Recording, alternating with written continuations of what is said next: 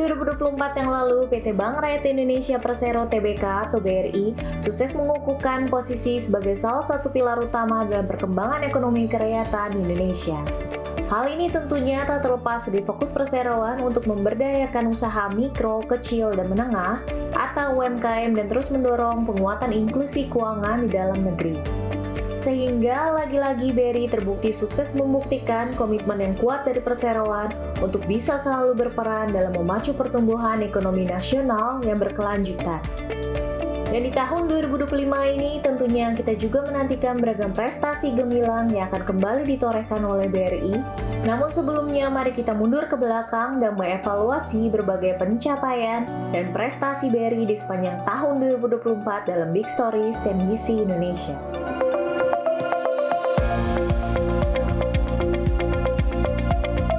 Pada 2024 yang lalu, BRI telah sukses menciptakan sharing ekonomi melalui keberadaan 1 juta agen Briling. Pencapaian ini terefleksi dari tren transaksi yang dihandle agen Briling yang mencapai 1,2 miliar transaksi atau tumbuh 9,8% secara tahunan hingga akhir tahun 2024. Serta nominal transaksi yang tembus 1,59 triliun rupiah atau melonjak 11,3%. Pertumbuhan ini pun terjadi seiring dengan konsistensi peningkatan jumlah agen Briling yang sudah mencapai 1,06 juta agen atau tembus 46,3% secara tahunan. Peningkatan agen Briling ini pun berkorelasi positif bagi perekonomian Indonesia. Pasalnya, keberadaan agen Briling tidak hanya membuka dan mendekatkan akses keuangan ke masyarakat, sebaliknya juga mampu meningkatkan sharing ekonomi dan mendorong peluang untuk semakin banyaknya masyarakat yang tersentuh layanan perbankan.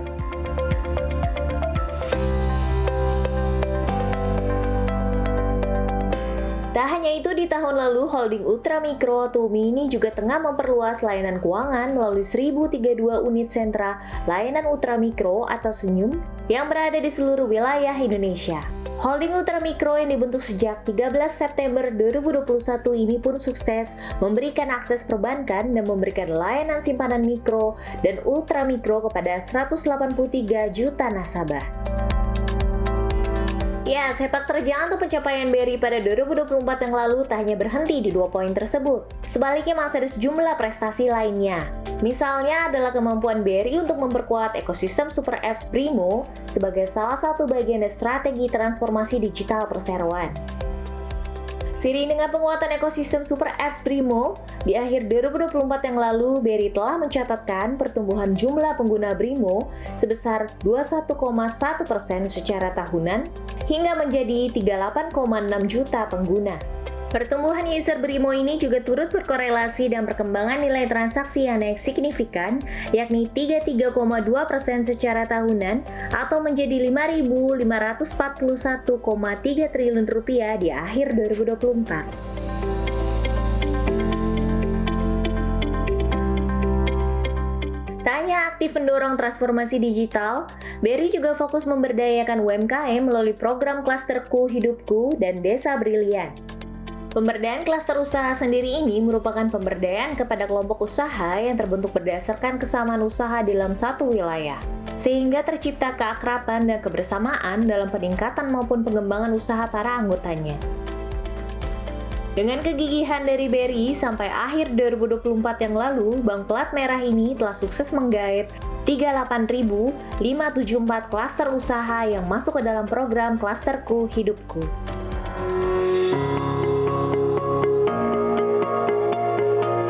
Tentunya komitmen kuat BRI dalam mendukung ekonomi kerakyatan juga tidak terlepas dengan adanya program Desa Brilian. Desa Brilian ini juga merupakan program pemberdayaan desa yang bertujuan menghasilkan role model dalam pengembangan desa yang diinisiasi oleh BRI. Sebagai Agent of Development, BRI juga telah mampu mendukung dan memberdayakan 4.327 desa Brilian. Ya, beragam inovasi dan pertumbuhan yang diraih BRI pada 2024 yang lalu pun tampak berbuah manis. Pasalnya, hingga akhir 2024, BRI secara konsolidasi sukses meraup laba bersih sebesar 60,64 triliun rupiah. Profitabilitas perseroan yang tumbuh positif ini tak terlepas dari konsistensi perseroan dalam memperkuat fundamental kinerja hingga terkait pengambilan strategic respons yang tepat saat menghadapi berbagai dinamika di pasar. Selain itu, hingga akhir 2024 yang lalu, BRI juga sukses membukukan outstanding kredit senilai Rp1.354,64 triliun atau tumbuh 7% secara tahunan. Perkembangan outstanding kredit BRI ini juga membuat aset perseroan melejit ke posisi Rp1.992,98 triliun. Capaian ini sejatinya pun tak terlepas dari tren pertumbuhan total dana pihak ketiga atau DPK BRI yang mencapai Rp1.365,45 triliun. Laju pertumbuhan DPK BRI ini juga berkontribusi positif terhadap perbaikan struktur pendanaan perseroan. Pasalnya, di akhir 2024 yang lalu, porsi dana murah atau current account and saving account atau kasa perseroan telah mencapai 67,3% terhadap total DPK.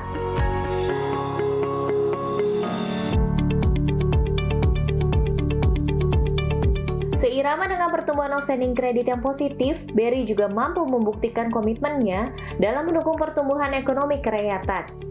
Hal ini terefleksi dari tren penyaluran kredit perseroan di segmen UMKM yang mencapai 81,97% dari total outstanding kredit perseroan atau setara dengan capaian kredit sebesar Rp1.106 triliun. Tak hanya memperkuat komitmen terhadap ekonomi kerakyatan, BRI juga berkomitmen untuk menciptakan ekonomi value kepada para stakeholder. Karena itu pada 2024 yang lalu, BRI merealisasikan pembayaran dividen sebesar 80% atau setara dengan Rp43,49 triliun dari total laba bersih yang dihimpun perseroan pada 2023, yakni Rp60,4 triliun.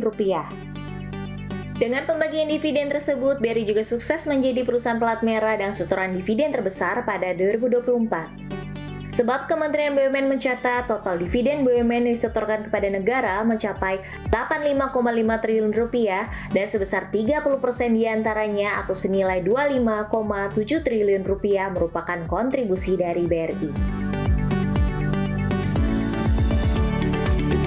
Untuk sepanjang tahun 2024, BRI juga berhasil meraih 250 penghargaan bergengsi di tingkat domestik, regional, dan internasional. Pengakuan terhadap prestasi BRI ini datang dari berbagai lembaga ternama. Contohnya saja Forbes Global 2000 yang menobatkan BRI sebagai large company in Indonesia atau perusahaan publik terbesar di Indonesia dan juga menempatkan BRI di peringkat 308 di dunia. Selain itu perlu diketahui juga, Fortune Southeast Asia 500 juga mengakui BRI sebagai perusahaan finansial terbesar di Indonesia dan menempatkan BRI pada peringkat ke-15 di Asia Tenggara. Dan tak hanya itu, The Banker Top 1000 Bank 2024 juga menempatkan BRI sebagai bank nomor 1 di Indonesia dari 26 bank di Indonesia dan menyematkan BRI di peringkat 110 dari 1000 bank di global. Kemudian BRI juga menjadi satu-satunya perusahaan Indonesia yang masuk ke daftar 500 brand paling bernilai dan terkuat di dunia, mengacu laporan Brand Finance Global 500 tahun 2024. Rinciannya, dalam laporan tersebut, BRI berada di peringkat 446 di dunia.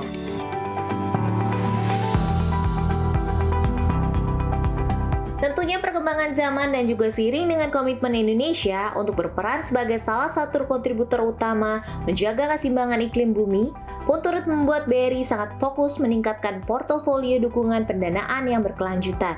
Buktinya, hingga akhir 2024, BRI telah membukukan portofolio pembiayaan berkelanjutan senilai Rp4,4 triliun. Portofolio ini meliputi investasi perseroan di obligasi korporasi berbasis ESG, portofolio pinjaman hijau, hingga portofolio pinjaman sosial atau social loan. Keseriusan BRI untuk memacu portofolio berkelanjutan ini pun berbuah manis. Pasalnya, mengacu penilaian Corporate Sustainability Assessment tahunan oleh S&P Global, BRI sukses meraih peningkatan skor yang signifikan dari 63 pada 2023 menjadi 75 pada 2024. Dengan pencapaian skor ESG di level 75 tersebut, BRI telah berhasil menembus peringkat 5% teratas di sektor perbankan global, sekaligus menjadi pemimpin dalam industri perbankan Indonesia di bidang keuangan yang berkelanjutan.